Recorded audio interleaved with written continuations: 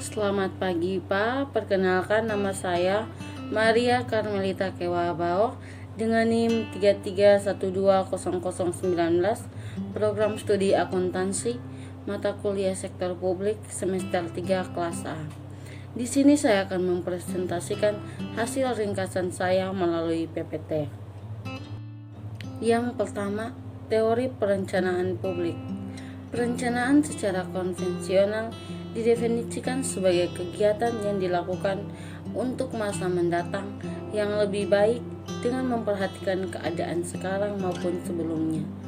Perencanaan atau planning adalah proses yang dimulai dari penetapan tujuan organisasi, yaitu menentukan strategi untuk penyampaian tujuan tersebut secara menyeluruh serta merumuskan sistem perencanaan yang menyeluruh untuk mengintegrasikan dan mengkoordinasikan seluruh pekerja organisasi hingga tercapainya tujuan organisasi.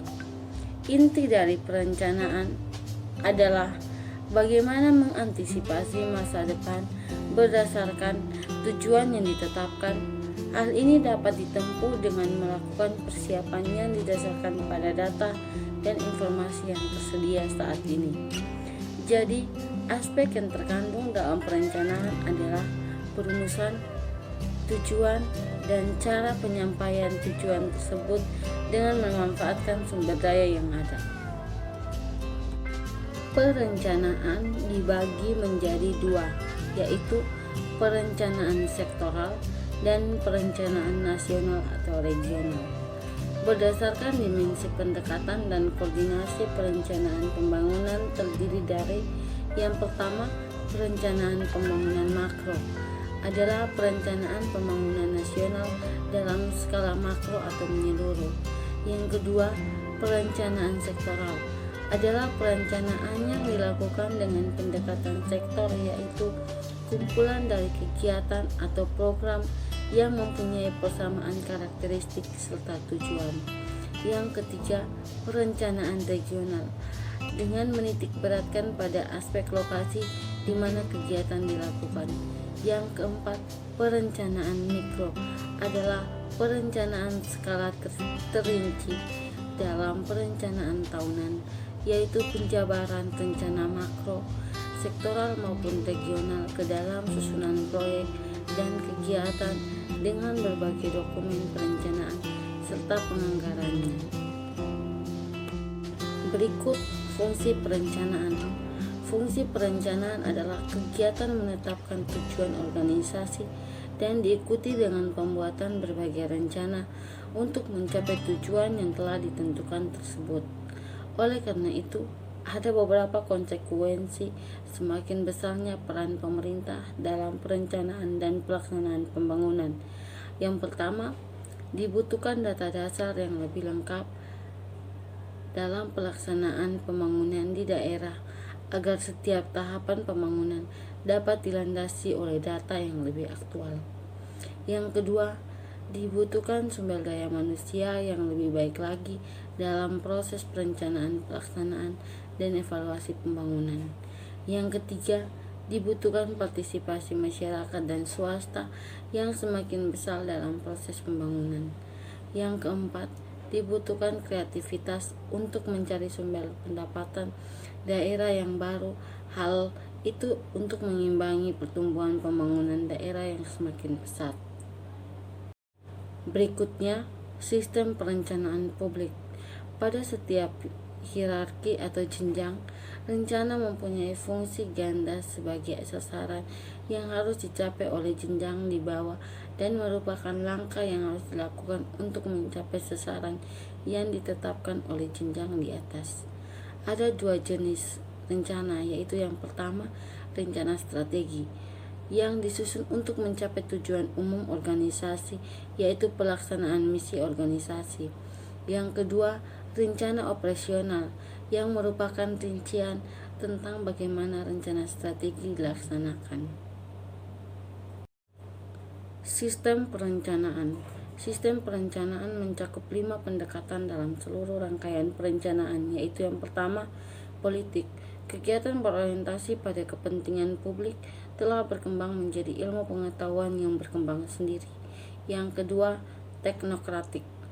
Perencanaan menurut pendekatan teknokratik dilaksanakan dengan menggunakan metode dan kerangka berpikir ilmiah oleh lembaga atau satuan kerja. Yang ketiga, partisipatif. Perencanaan menurut pendekatan partisipatif dilaksanakan dengan melibatkan semua pihak yang berkepentingan stakeholders terhadap pembangunan. Yang keempat, atas bawah top down. Pendekatan atas bawah dalam perencanaan dilaksanakan menurut jenjang yang ada di dalam organisasi.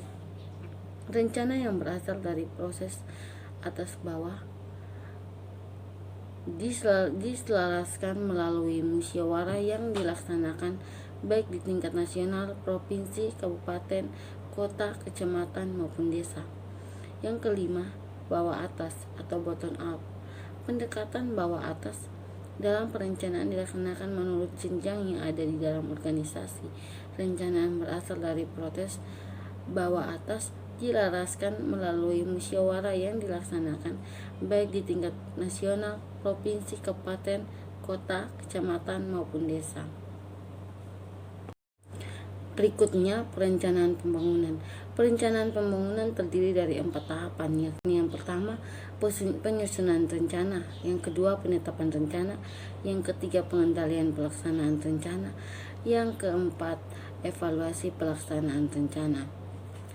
Pengendalian atas pelaksanaan rencana pembangunan dimaksudkan untuk mencapai tujuan dan sasaran pembangunan yang tertuang dalam dokumen perencanaan melalui kegiatan koreksi dan penyesuaian. Hal ini dapat dilakukan oleh pimpinan unit organisasi selama pelaksanaan rencana tersebut. Selanjutnya, pimpinan unit perencanaan menghimpun dan menganalisis hasil pemantauan atas pelaksanaan rencana pembangunan dari masing-masing pimpinan unit kerja organisasi sesuai tugas dan kewenangannya.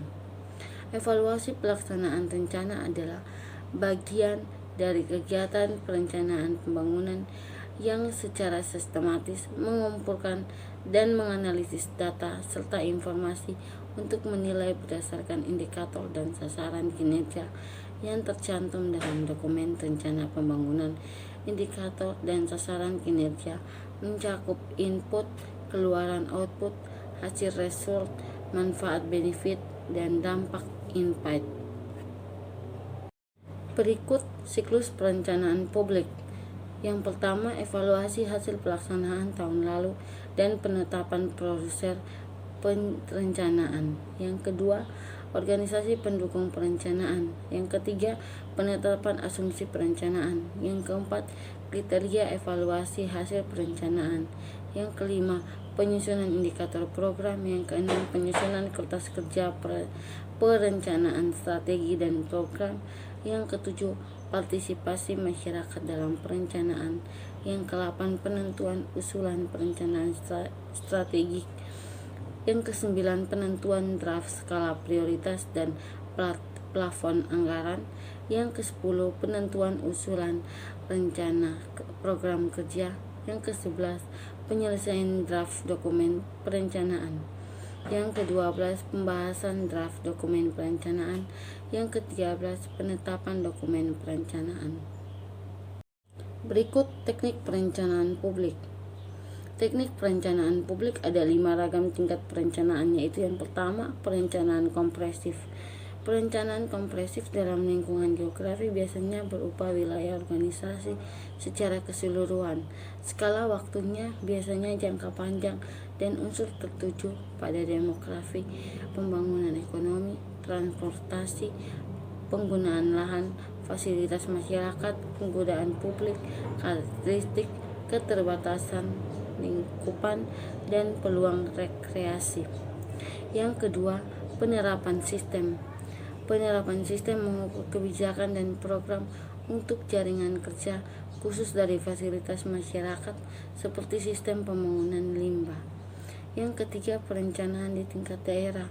Perencanaan daerah biasanya sesuai dengan subjek dalam perencanaan kompresif dalam bentuk yang lebih detail dan lingkup geografis yang terbatas.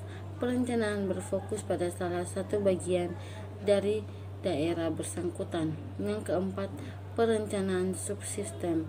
Perencanaan subsistem adalah perencanaan yang secara teknis lebih detail untuk subsistem dari fasilitas komunitas secara luas. Yang kelima, perencanaan tempat. Perencanaan tempat adalah perencanaan untuk menentukan tempat atau komponen khusus dari fasilitas komunitas secara luas, seperti perawatan tumbuhan dan perpustakaan. Survei. Ada 3 jenis survei yang biasanya digunakan. Yang pertama, survei melalui pos. Survei ini murah, tidak memerlukan pelatihan dan perekrutan. Pewawancara mengizinkan subjek merespon dengan sesuka hatinya dan menyediakan subjek waktu untuk menjawab secara rinci setiap pertanyaan yang mungkin memerlukan ketelitian. Yang kedua, survei melalui telepon. Survei melalui telepon dapat dilakukan dengan cepat, lebih murah ketimbang survei kepada perorangan atau menghindari bias yang disebabkan oleh penerima responden. Survei per orang. Survei ini akan berjalan baik dengan kuesioner yang panjang atau banyak, mampu mendapatkan populasi yang sangat sulit dijangkau dan merekam responden secara visual. Visioneering. Visioneering adalah teknik partisipasi publik yang digunakan untuk membantu cita-cita dan tujuan organisasi yang sering didasari pada tema dan literatur visioneering. Tema ini kemudian disusun dalam pertanyaan visi yang lebih berfokus pada image masyarakat di masa yang akan datang. Visioneering digunakan pada awal proses perencanaan sampai pada masyarakat dipilih dengan diatur secara informal, akan ditunjuk oleh seorang pemimpin kelompok untuk mengarahkan diskusi. Perkiraan dan ilustrasi sering digunakan untuk menunjukkan konsekuensi dari pilihan kelompok. Berikutnya, brainstorming. Teknik brainstorming klasik dapat digunakan untuk memformulasikan maksud dan tujuan, mengidentifikasikan isu, mengembangkan strategi, memilih alternatif, dan menyelesaikan konflik. Teknik ini secara garis besar berjalan sebagai berikut. Yang pertama, pertanyaan dibuat dan diajukan kepada kelompok. Yang kedua, masing-masing anggota kelompok menuliskan jawaban atas pertanyaan yang diajukan. Yang ketiga, masing-masing anggota kelompok membaca jawabannya. Pengulangan jawaban diperoleh, namun diskusi tidak diperkenankan dalam hal ini. Yang keempat, masing-masing anggota kelompok mendiskusikan jawaban kelompok secara bergiliran. Yang kelima, jawaban kelompok dihasilkan. Teknik brainstorming secara klasik menetapkan masing-masing anggota kelompok pada tingkatan yang sama atau sederajat. Hal ini mencegah adanya dominasi pada salah satu peserta dalam menentukan hasil. Sekian presentasi ringkasan dari saya. Terima kasih.